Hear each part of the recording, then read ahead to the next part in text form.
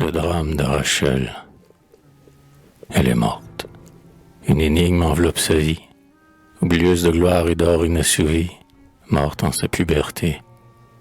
Et qu'un jour l'avenir l'accuse ou la défende, cette mort, cette vie, est comme une légende pour la postérité. Il semblait qu'un vertige eût entraîné sa pente. Un cœur d'homme animait cette frêle charpente, faite pour un oiseau. Son public la suivait comme un dogue à la chaîne. Et lui, de son regard, ployait le front d'un chêne. Elle, mince roseau.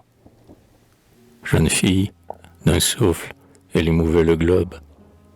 Elle est morte. Elle enterre en un pli de sa robe les élans des grands jours. Dieu nous avait donné cette dernière étoile, et le poète pleure, emporté dans son voile, le beau, l'art, ses amours. Rachel vivait encore qu'elle était déjà morte. Le lucre était venu lui semer sur sa porte ses lourds et tristes fruits. L'ange était retourné dans les régions hautes. La muse avait dit « Meurs, et jusque dans tes fautes, remue, étonne, instruis. »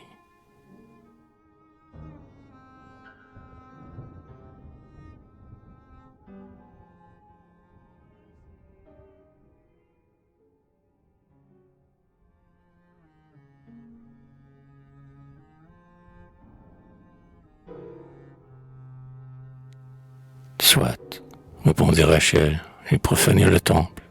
Je serai la victime et je serai l'exemple. Aux marches du veau d'or, dieu du jour, j'accourais. Mais le lucre, la soif dont on meurt, j'en mourrai. Puisqu'aux erreurs du siècle il faut un holocauste. Mourant ici, je meurs sans déserter mon poste.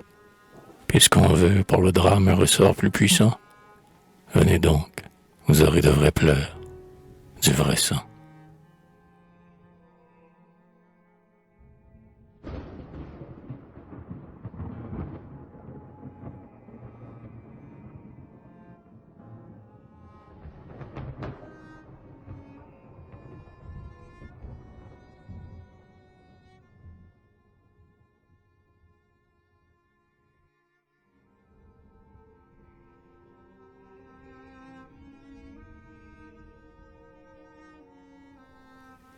L'homme, au labour et sur la glèbe, du vrai Dieu cueillait les moissons.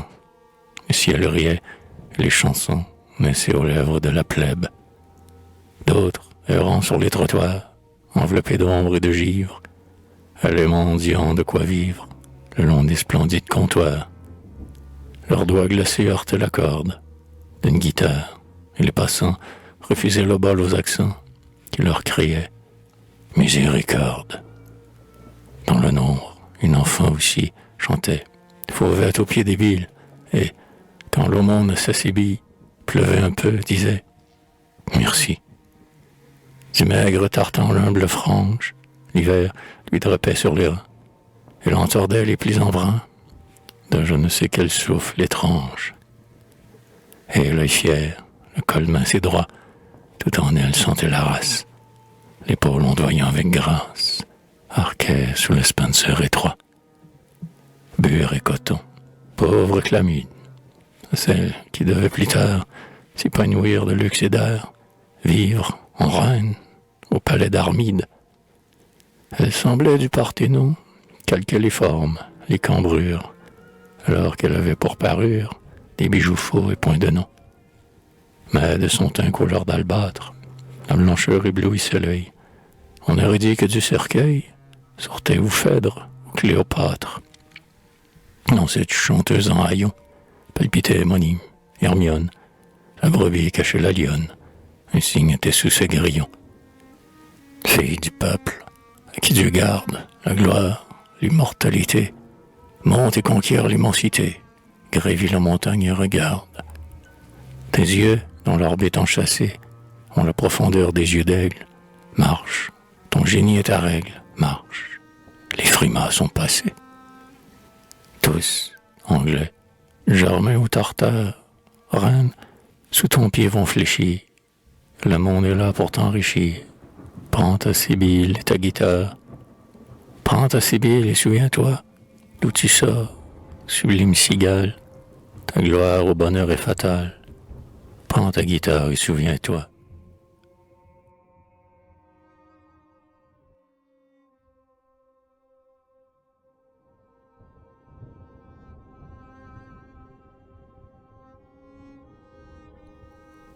À chacun son drapeau, son exorgue et sa forme. Je veux que l'art se meuve et vive, non qu'il dorme. Mais quand Rachel parut, de l'art et du génie on y est la merveille. Peuple, je viens, dit-elle, et je te rends Corneille. Et le peuple a couru. La muse antique se réveille dans une sève de printemps. Ce fut la maison de Corneille, ouverte au siècle à deux battants. Ce fut le Cid, ce fut Chimène, la pompe espagnole et romaine, la grande fête où l'âme humaine reprenait son vol et ses droits. Ce fut Polyeucte et Pauline, ce fut sur la haute colline, l'essor devant qui tout s'incline, les dieux de la terre et les rois. Ce fut Rachel, gloire et prestige, mais sans péril qui peut grandir.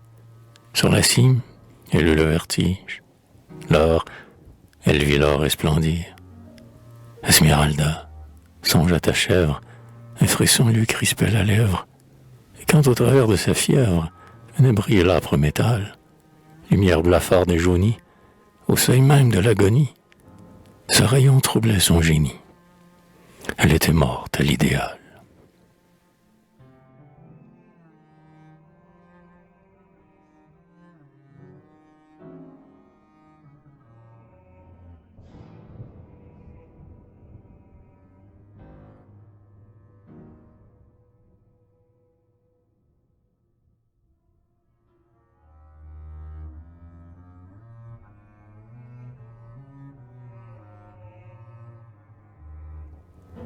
Mais son pied, sur sa route, avait marqué sa trace. Mais le Dieu jeune, beau d'énergie et de grâce, du premier jour, avait conquis son piédestal, d'un marbre pur, candide, et non d'un lourd métal. Le verre, ce vin sacré, dont l'auréole nous sèvre, musical et rythmé, lui sortait de la lèvre. Je me souviens de l'heure où Paris frémissant, dans l'œuf reconnut l'aigle et l'applaudit naissant.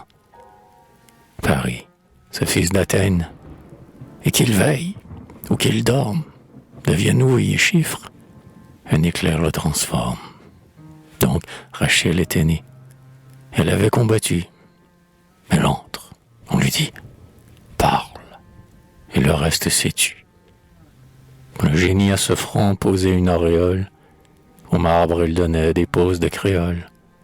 Sa robe sur ses pieds tombait emplie d'airain. Phidias eût sculpté les deux arcs de sa bouche, que pour le molle sourire ou le dédain farouche, il n'eût pas inventé d'accent plus souverain. Tel que ses pics, où monte un flot d'ombre funeste, son crâne était semé d'éclairs et de ténèbres, qui rendaient à son gré le ciel terne et serein. Mais le lucre à son cœur s'introduit et le rouille. Puisque tu veux de l'or, devant lui chère ta dépouille, Rachel, il faut le drame implacable et vivant. Marche, il faut de vrais pleurs et du vrai sang au monde.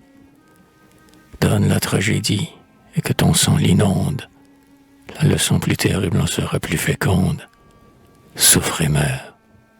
En avant, marche, dit la muse irritée. Sur ton char, saignante et debout, du siècle soit le Prométhée. Les mers, les steppes, franchis tout. Et le tsar, dont l'orgueil te brise, New York, qui ne t'a point comprise, te porteront le dernier coup. Marche, et sur ton masque burine, la lèpre, le fléau du jour, pour de l'or gonfle ta narine, l'or va te ronger la poitrine, l'or les ongles du vautour. Sur ce roc nu, ils t'ont jeté, du siècle soit le Prométhée, montre à la foule épouvantée, pour quel Dieu vibre son amour. Elle est morte. Une énigme enveloppe sa vie, oublieuse de gloire et d'or inassouvi, morte en sa puberté. Et qu'un jour, l'avenir l'accuse ou la défende, cette mort, cette vie, est comme une légende pour la postérité.